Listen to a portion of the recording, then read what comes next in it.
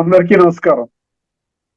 శతావధాని కవిసింహ శ్రీ పోకూరి కాశీపతి గారి శ్రీ సిద్ధయోగి చరిత్రము 17వ భాగం కావ్య పఠనం చేస్తున్నారు శ్రీ నూతలపాటి వెంకటరత్న శర్మ గారు.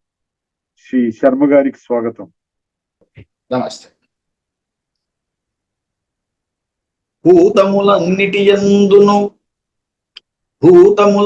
యందును చేతన శక్తి నొసంగజేయధరను సంభూతమైన శక్తి విగద మాతా శక్తి స్వరూప మహిత భవాని.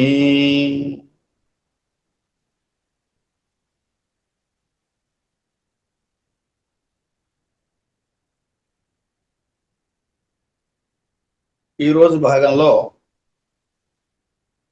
అచ్చాంబి తన చేటిని సిద్ధయ్య గడకు పంపింది.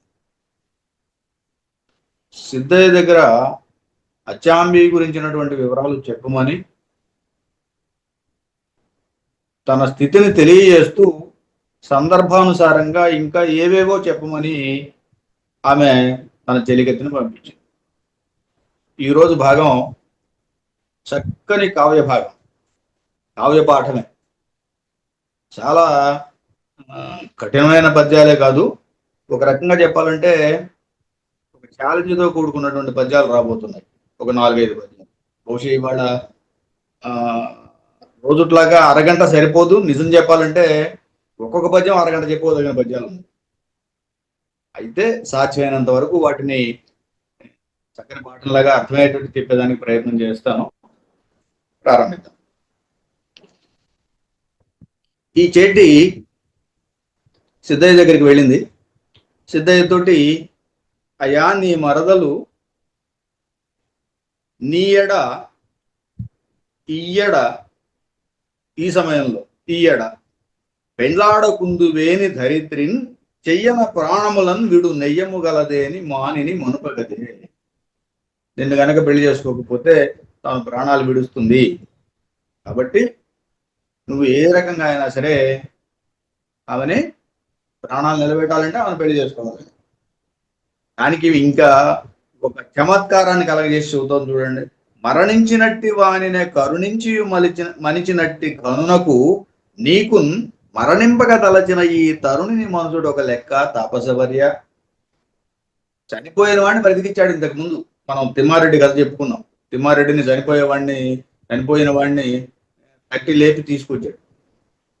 అటువంటి మహాత్మ్యం కలిగినటువంటి నీకు, అంటే మరణించిన వాడినే బతికించి తీసుకొచ్చినటువంటి నీకు, మరణింపక తలచిన ఈ తరుణిని మనసుడు ఒక లెక్క కాదు కదా. కాబట్టి ఈమెని ఈ రకంగా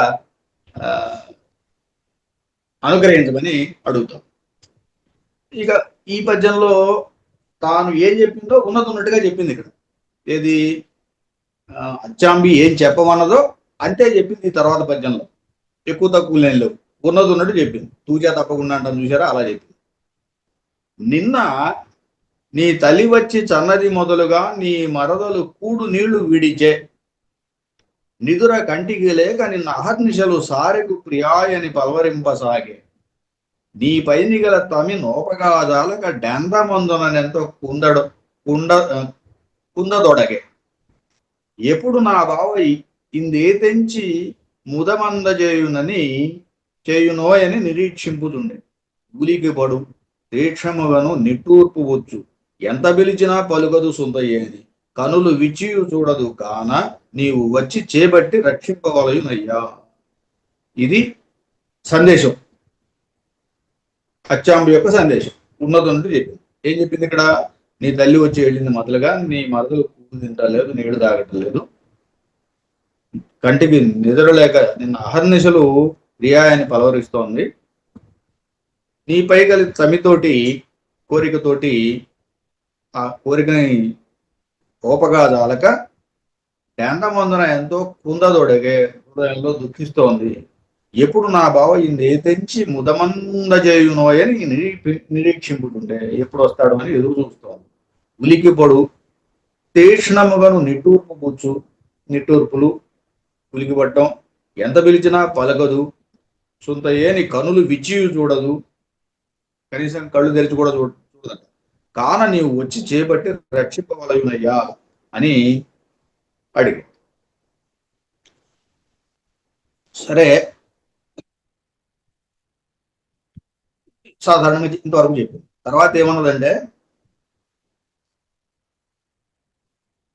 ఆ ఆ నాతిని నీవు ఇటీవల కన్నాడవో లేదో కానీ, ఆ అచ్చామిని నీవు ఇటీవల చూసావో లేదో కానీ, కనవలదే ఆ అన్నుల మిన్నను మించిన చిన్నెలు గల వన్నెలాడి స్థితిపయగలదే. ఈ మధ్యకాలంలో చూసావో లేదో కానీ తను చాలా అందంగా ఉంటుంది. అంతటి చిన్నెలు కలిగిన వన్నెలు కలిగినటువంటి అన్నులాడి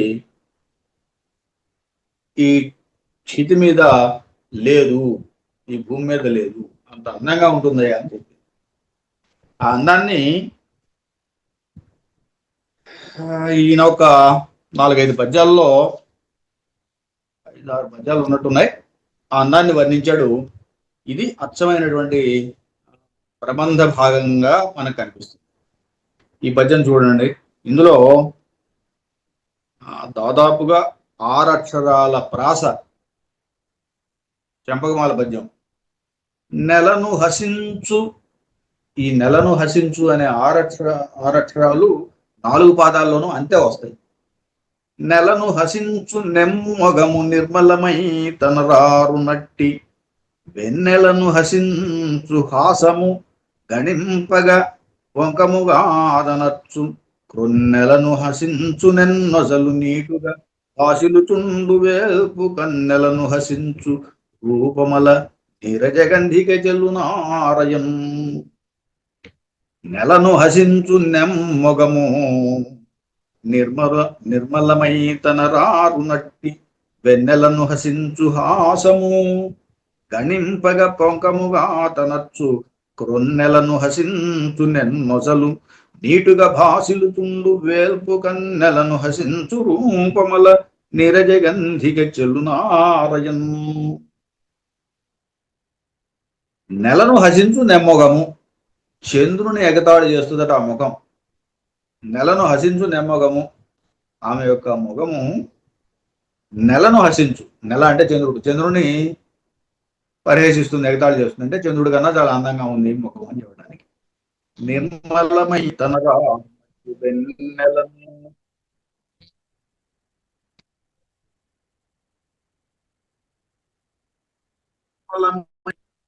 తనరారు నట్టి, వెన్నెలను హసించు హాసము, ఆ నవ్వు వెన్నెలను గేలి చేస్తుందట.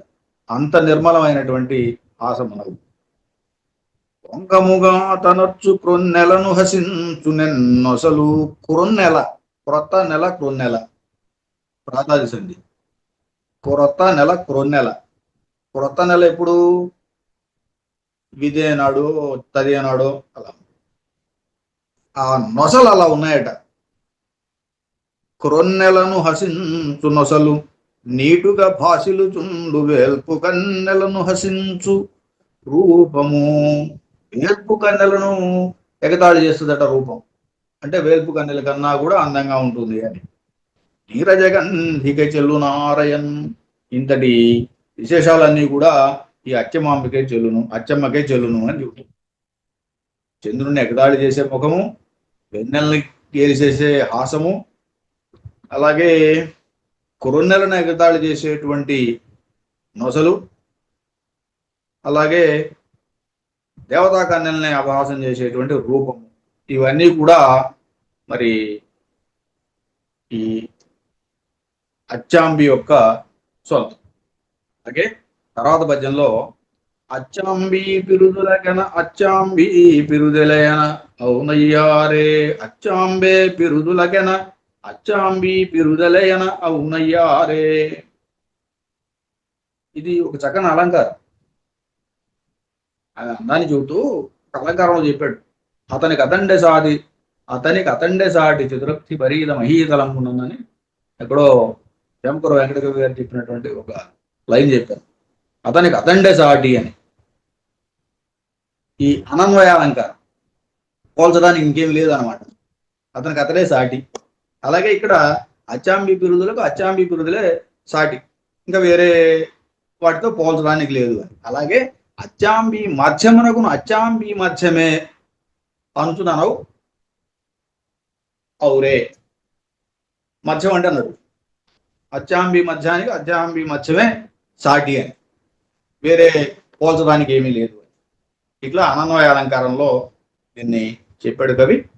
తరువాత కుదురగు లేమ పాలమునకు సరిగావలెనంచు రొన్నెలన్ మొదట సృజించి పోలమికి మోమునకు సరిదేదునంచు పెంపొదవగ వెన్నెలన్ చలిపియున్ సరిగామి కృషింపజేసియున్ కుదరక సృష్టికర్త చెడగొట్టుచు చేస్తుండే నేటికి.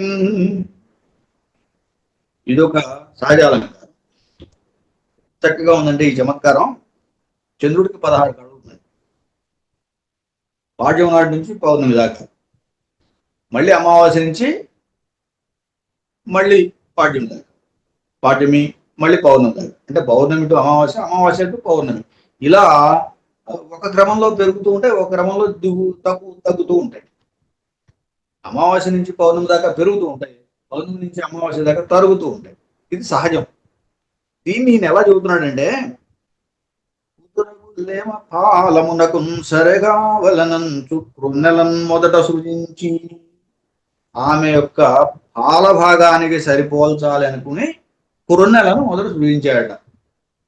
కృన్నెల, క్రొత్త నెల అంటే అప్పుడే పుట్టినటువంటి నెల, సో ఏ విజయనాటి చంద్రుడో అనుకోవచ్చు. అలా మొదట సృజించాడు. ఏం చేయాలని? ఆమె యొక్క నుదురుతో పోల్చడానికి. పోలమికి అట్లా పోలకపోవడం వల్ల మోమునకు సరుజే దునంజు పెంపొదవగ పిన్నెలం సలిపియున్. అరే ఇట్లా బాగలేదు అని పూర్తి మొహంతో కలుపుదామని చెప్పేసి అనుకున్నాడు, పోల్చుదాం అనుకున్నాడు. అందుకని దాన్ని పౌర్ణమి దాకా పెంచాడు అనమాట. పెన్నెలం సలిపియు, పూర్తి బింబాన్ని తయారు చేసి. అప్పటికీ సరికాలేదట, అప్పుడు కూడా ఆయనకి నచ్చలేదు. అందుకని మళ్ళీ ఏం చేశాడు? కృషింపజేసి కుదరక సృష్టికర్త చెడగొట్టుచు చేయుచుండే నేటికి. ఆమె ముఖంతో పోల్చడానికి చంద్రుడు కృషించినా కుదరలేదు, పూర్తిగా ఉన్నా కుదరలేదు. అందువల్ల ఆయన దాన్ని అలా కృషిస్తూ పూర్తిగా పౌర్ణమి బింబంలాగా పెంచుతూ అలా చేస్తూనే ఉన్నాడు నేటికి కూడా. ఇప్పటికి కూడా అది సాధ్యం కాలేదు ఆయనకి. ఇంత అతిశయంగా చెప్పాడు. ఇక్కడ అతిశయోక్తి అలంకారం ఉంది, అలాగే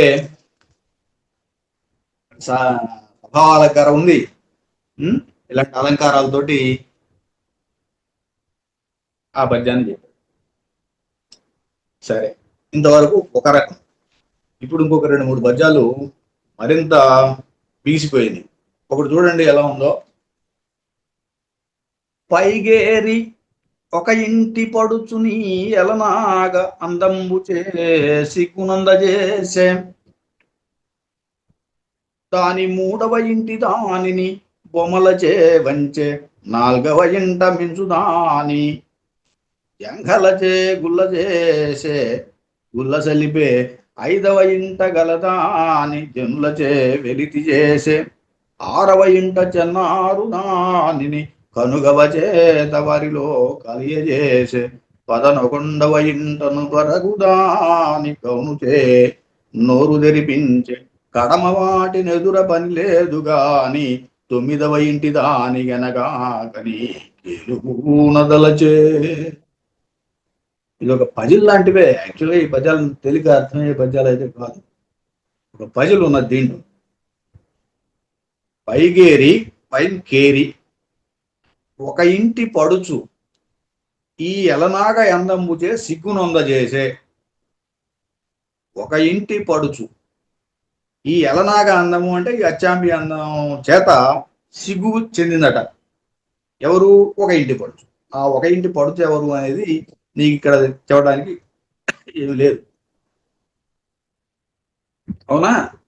ఆ పడుచు రాశి చక్రంలో, అచక్రంలో, అంటే 12 గడులు ఉండేటువంటి రాశి చక్రంలో కన్యా రాశి అని ఒకటి ఉంటుంది. ఆ కన్యా రాశి ఈ కన్య ఒక ఇంటి పడచ్చు. ఒక ఇంటి పడచ్చు. ఆ కన్య ఈ ఎలనాగా అందముచే సిగ్గునొంద చేసే. ఈమె అందానికి ఆమె సిగ్గుపడిందట కన్య, అంటే అంతకన్నా మించిన అందం కలిగింది అని కన్యారాశి గురించి మొదటి ప్రస్తావన వచ్చింది. దాని మూడవ ఇంటి దానిని బొమలచే వంచే. కన్యారాశి తర్వాత మనకు మీ అందరికీ తెలిసి ఉంటుంది, అశ్విని భరణి కృత్తిక ఇలా నక్షత్రాలతో పాటు మేషము, వృషభము, మిథునము ఇలా రాసులు ఉన్నాయి. ఆ రాసుల్లో కన్యారాశి చెప్పాను. కన్యారాశికి మూడవ ఇంటి దానిని అన్నారు. కన్య తర్వాత మూడు అంటే తుల, వృశ్చికము, ధనస్సు. మూడవ ఇంటిది ధనస్సు అవుతుంది.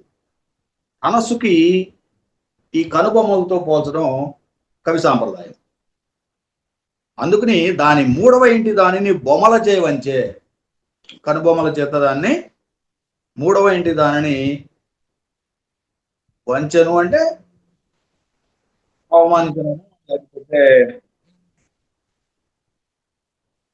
గెలిచాను అనుకోవాలి. అంటే అంతకన్నా ఈమె యొక్క కనుబొమ్మలు చాలా బాగున్నాయని చూడడం. నాలుగవ ఇంట మించుదాని జంఘలచే. నాలుగవ ఇంట అంటే ధనస్సు మూడైతే నాలుగేది ఏమవుతుంది? మకరం అవుతుంది. మకరం అంటే మొసలి. మొసలి పట్టు అంటాం కదా, పిక్కలు చాలా బలమైనవే. అదిగో ఆ జంఘలచే గుల్ల సలిపే, కాబట్టి మొసలిని మించింది అని. ఐదవ ఇంట గలదా అని జనులచే వెలితి చేసే, చనులచే వెలితి చేసే. ఐదవ ఇంట ఏమున్నది? 3 ధనస్సు, 4 మకరం, 5 కుంభం. ఎక్కడి నుంచి లెక్కేస్తున్నాం ఇవన్నీ? కన్య నుంచి లెక్కేస్తున్నాం. ఈ కుంభం అనేది కడవ, ఆ ఆకారంలో ఉంటాయని, వాటిని కూడా మించుతున్నాయి ఈ చనులు అని, ఈమె యొక్క చనులు. ఐదవ ఇంట గలదా అని చనులచే వెలితి చేసి. ఆరవ ఇంట చెన్నారు దానిని కనుగవ చేత వారిలో కలయేసి. ఆరవ ఇంట అంటే అక్కడ ఏమున్నది? మీనం. మీనాలతో పోలుస్తూ ఉంటారు, కళ్ళ యొక్క గుడ్డుని ఆ చలనంతో పోలుస్తూ ఉంటారు. కవుల సాంప్రదాయం అది, అదొక కవి సాంప్రదాయం. అవి ఆ మీనం వంటి కళ్ళు, చేపలంటి కళ్ళు, దాన్ని మించిపోయింది అని చెప్పు. పదనొకొండవ ఇంటం వరకు దాని కౌనుచే నోరు తెరిపించే.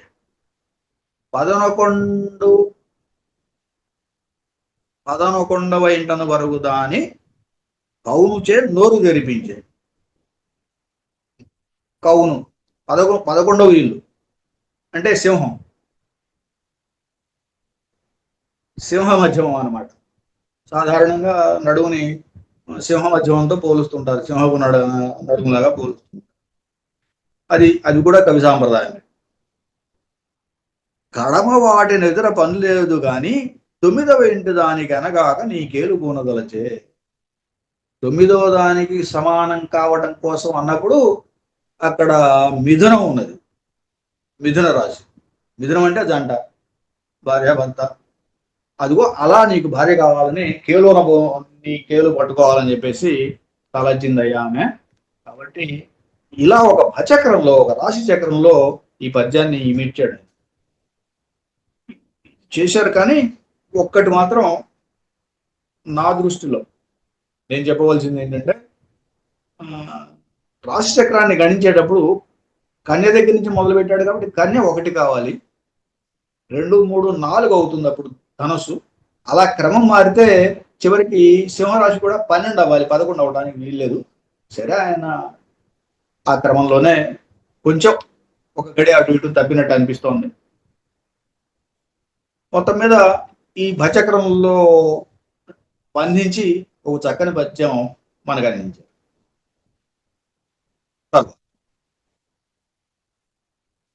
పోతమ్ములు ఇంటి వడ్పున సరిపోలేక కనుగవన్ పోలనంచే. ఇదొక చక్కని శైలి. పోతమ్ములు ఇంటి వడ్పున సరిపోలేక కనుగవన్ పోలనంచే. తారకాతది నతోత్కరతులగాలేక కాలేక రథములన్ బోలనంచే. తారకాతది నఖోత్కరతులగాలేక కాలేక రథములం పోలనించే మలయరాజము కుచంబుల సాటి రాలేక రాలేక మైతావి పోలనించే నీటి వరిగైశ్యని భకాంతి నీలేక ఈలేక జంగలను పోలనించే కాని సరికాక తత్సది కరుణ ననయ విరిసి తల పుష్పమై తూట్లు దొరసి కళకలాపమై సానరిగి మైలేపనమై బండి తిననన్నమై లోగి ఉండెనా. ఈ పద్యం పోతమ్ములు పశులు కపోతాలు ఇంటి వడ్పున సరిపోలేక పోలేక కనుగవన్ పోలనించే ఇంటి యొక్క సౌందర్యంతో పోలలేక కనుగవ పోలనించను తెల్లగా గుడ్లు. పోతమ్ములు ఇంటి వడ్పున సరిపోలేక పోలేక కనుగవన్ పోలనించే కనుగవలను పోలనించినేట ఈ పోతం. తారకాతతి నఖో కరతులుగా లేక కాలేక రథములను పోలనించే. ఈ తారకాతతి నఖోత్కరాలు అంటే గోళ్ల యొక్క చివరు, ఆమె గోళ్లని పోలలేక రథములను పోలనించే దంతాలను పోలని అంట. రథములు అంటే దంతాలు, నఖములు అంటే గోళ్ళు. నఖోత్కరతులగా లేక దానితో సమానం కాలేక, నఖాలతో సమానం కాలేక కాలేక రథములను పోలనించే తారకాతతి. తారకాతతులు అంటే నక్షత్రాలు అని అర్థం, ముత్యాలు అని అర్థం. ముత్యాలు వంటి పడవరుసలు ఉంటూ ఉంటారు కదా, అందువల్ల అవి రథాలను పోలనించినేట. మలయరాజము కుచంబుల సాటి రాలేక రాలేక మైతావి పోలనించే. మలయరాజం పర్వతం, మలయ పర్వతం, దాని అవి కుచములతో సాటి రాలేక, ఈమె యొక్క కుచాలతో మలయ పర్వతాలు కూడా సాటి రాలేక మైతావి పోలనించే. ఎందుకంటే మలయ మారుతం వస్తుంది, చక్కని వాయువు, గాలి, సువాసన. ఆ సువాసనని పోలనించిందట, ఆమె యొక్క శరీరం నుండి వచ్చేటువంటి సువాసన పోలనించిందట మలయరాజు.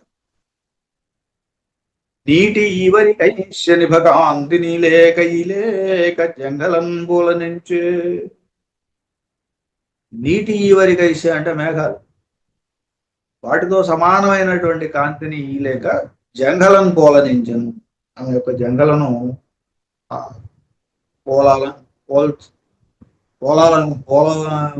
పోలడానికి అంటే పోల్చుకోవడానికి పోలనించను అని. కానీ సరిగా ఆక తత్సది కరుణ ననయ విరిసి తల పుష్పమై తూట్లు దొరసి కళకళాపమై సానరిగి మైలేపనమై వండి తిన అన్నమై లోగి ఉండెన. మైలేపనమై వండి తిన అన్నమై లోగి ఉండెన. నీకోసం ఆమె సిద్ధమైంది. ఈ కళలన్నీ కూడా కలాపమై సానను అరిగి మై లేపనమై వండి తిన అన్నమై లోగి ఉండెన. నీకు అనుభవించడానికి వీలుగా సిద్ధమై ఉన్నదయ్యా నీకు అని. ఇలా ఈ పద్యాన్ని చెప్పాడు. మరొక పద్యం, ఇంకొక పద్యం చెప్పుకుని ఆపుదాం ఇవాళ, ఎందుకంటే ఎక్కువ ముందుకు పోలేము. ఈ పద్యం కూడా చాలా కష్టమైన పద్యమే, ఒక్కసారి చూడండి. రహసనేక్షోస్థములు రాకాబ్జబింబములు రాకాబ్జబింబమే రమణిమోమో కచకుచ నాభములు ఘనకోకనదములు మలి పదములు పురమత్స్యవేణికల్ భూర్యభ్రనాగమే పొలది నడక శరద గ్రీవములు నవతారకంబులే నాటిగోళ్ళు సౌరభ కటిభాగ సౌకుమాద్యంబులు చెంపక కుసుమం మనం ననచ్చు మాలినీ మణినాస ఔరా ఏవనం నునతివ సొగసు.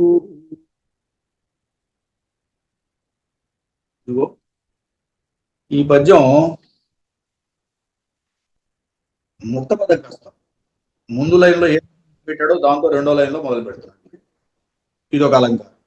అలాగే వాటికి ఉండే నానార్థాలను దృష్టిలో పెట్టుకుని చక్కని శ్లేష వాడాడు ఈ పద్యం మొత్తం కూడా. శ్లేషాలంకారం కూడా ఇలా నేను ఈ రెండు అలంకారాలను మీకు ఇక్కడ ఎలా ప్రహసనే క్షోష్టముల్ రాకాబ్జ బింబములు, ఆమె యొక్క బింబములు రాకాబ్జ బింబములు, బింబము అంటే దొండపండు, ఎర్రని దొండపండు లాగా ఉంటుంది అట ఓష్టములు. ప్రహసనే క్షోష్టములు రాకాబ్జ బింబములు, ఈ రాకాబ్జ బింబములు అనేది ఆ పాదం యొక్క చివర ఆపాడు. రెండో పాదం మొదట్లో మళ్ళీ రాకాబ్జ బింబం తీసుకున్నాడు. రాకాబ్జ బింబమే రమణిమోము. రాకాబ్జ బింబము అంటే రెండోసారి అర్థంలో చంద్రబింబం, పూర్ణ చంద్రబింబం, పౌర్ణమి నాటి చంద్రబింబం. ఆమె రమణి యొక్క మోము, ఆమె యొక్క ముఖము పూర్ణబింబము, చంద్రుని పూర్ణబింబము వంటిది. రాకాబ్జ బింబమే రమణి మోము. మొదటి రాకాబ్జ బింబానికేమో ఎర్రనైనటువంటి దొండపండు అర్థం అవుతుంది.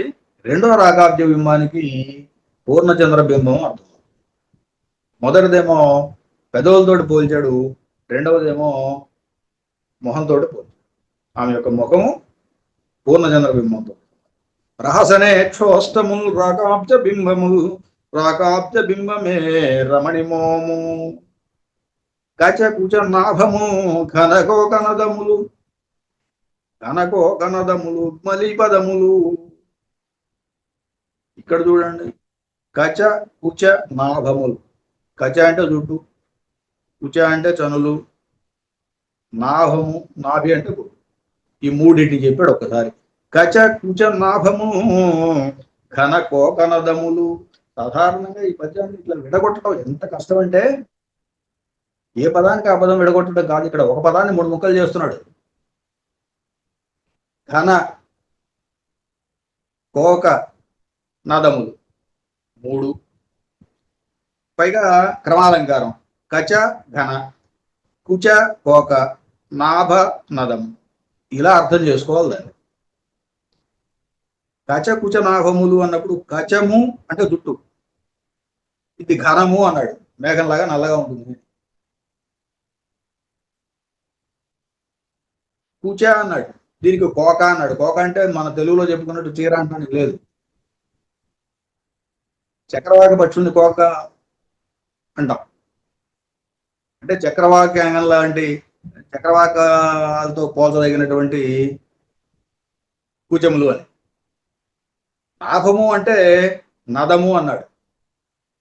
నదీ నదాలు అంటూ ఉంటాం సాధారణంగా, లోతైనటువంటి కుంటల్లాంటి లోతైన. ఆ యొక్క నాభి అంత లోతైంది చెప్పడానికి నదములు అన్నాడు. కచ కుచ నాభములు ఘన కోక నదములు. ఘనకో కనదములు ఉగ్మలి పాదములు. ఉగ్మలి ఈ స్త్రీ యొక్క ఉగ్మలి యొక్క పదములు ఘనకోక నదములు అన్నాడు. మళ్ళీ ఇక్కడ అర్థం పేరుంది, ఘనకోక నదము అంటే. ఇక్కడ మొత్తం ఒకటే పదంగా చెప్పాలి. ఘనకోక నదము అంటే ఒక పద్మం. ఆ పాదాలు ఎర్రని పద్మంలాగా మృదువుగా ఉంటాయి. ఘనకోక నదములు ఉగ్మలి పదములు పురమచ్చ వేణికల్ భూర్యభ్రనాగముల్. పురమచ్చ వేణికల్ భూర్యభ్రనాగముల్. ఆ జుట్టు భూరి అభ్రనాగములు, నలని భూరి గొప్ప అభ్రనాగం. దేవత ఇవిలాగా నల్లని పాములతోటి పోలుస్తూ ఉంటారు. జడలు పాముల్లాగా ఉన్నాయని, అంత అంత అంత ఇదిగా ఉన్నాయని. సర్పాలలాగా పొడవుగాను నల్లగాను ఉన్నాయి. భూరి అభ్రనాగమే పొలతి నడక. అలాగే ఇప్పుడు భూరి అభ్రనాగం అన్నాడు, మళ్ళీ అదే పదం ఇక్కడికి వచ్చింది. అక్కడేమో నాగం అన్నప్పుడు పాము అని చెప్పుకున్నాం, ఇక్కడ నాగము అంటే ఏనుగు అని చెప్పాం. అయిపోయింది ఒక్క 2 నిమిషాలు. భూరి అభ్రనాగమే పొలతి నడక. ఆమె నడక గజయానం అని, గజయానం అని చెప్పడానికి. శిరవరద గ్రీవము నవతారకంబులు. నవతారకంబులే నాటిగోళ్ళు. శిరవరద గ్రీవము నవతారకంబులు. సాధారణంగా నవతారకం అంటే ఒకే పదం అనుకుంటాం, కానీ నవ తార కంబు అని 3 ముక్కలు చేశాడు దాన్ని. శిరవ రథ గ్రీవములు అనేది 3 ముక్కలు మళ్ళీ. శ్రవ, రథ, గ్రీవం. శ్రవ అంటే చెవులు, రథ అంటే దంతాలు, గ్రీవము అంటే మెడ. ఇవి శ్రవ, రథ, గ్రీవములు 3. వాటికి మళ్ళీ అవతల నవ, తార, కంబు. నవ అంటే 9, చెవును 9 అంకెలాగా ఉంటుందంటారు, అలా కవి సాంప్రదాయం అలా పోల్చడం. తారకం, రథములు పళ్ళు, దంతాలు, పళ్ళు అనేవి ముత్యాలలాగా ఉంటాయంటారు, అందువల్ల ఈయన తారకం అన్నాడు. తార. కంబు అంటే కంబు కంఠి అంటూ ఉంటారు, మెడ శంఖంలాగా ఉన్నాయి, కంబు కంఠి అని. ఇలా శ్రవ, రథ, గ్రీవములు, నవ, తార, కంబులు. అంటే ఇక్కడ మళ్ళీ క్రమాలంకారం వచ్చింది, శ్లేషాలంకారం వచ్చింది, అలాగే ముక్తపదగ్రస్తం కూడా వచ్చింది. ఈ నవతారకములే మళ్ళీ ఆ నెక్స్ట్ లైన్ లో కూడా నవతారకములే నాటి గోళ్ళు. ఇక్కడ ఆ గోళ్ళు నవతారకములు అన్నారు. ఇక్కడ తారకం అంటే నక్షత్రాలు అనుకోవచ్చు. సౌరభ కటిభాగ సౌకుమార్యంబులు చెంపక కుసుమములు. కటిభాగ సౌకుమార్యము చెంపక కుసుమములు అన్నాడు, చెంపక పువ్వులు. అలాగే చెంపక కుసుమం మనందనచ్చు మానిని మణినాస. ఆమె యొక్క ముక్కుని చెంపకంతో పోల్చాడు, మళ్ళీ సంపెంగతోటి పోల్చాడు. ఔరా ఏమనందునతివ సొగసు. ఇలా ఈ పద్యం మొత్తం కూడా ఆమె యొక్క అందాన్ని వర్ణించాడు. 3 అలంకారాలు ఉన్నాయి. ఇది శ్లేషతో కూడింది, చాలా కఠినమైందే. ఇలాంటి పద్యంతో ఈరోజు ముగిద్దాం. స్వస్తి.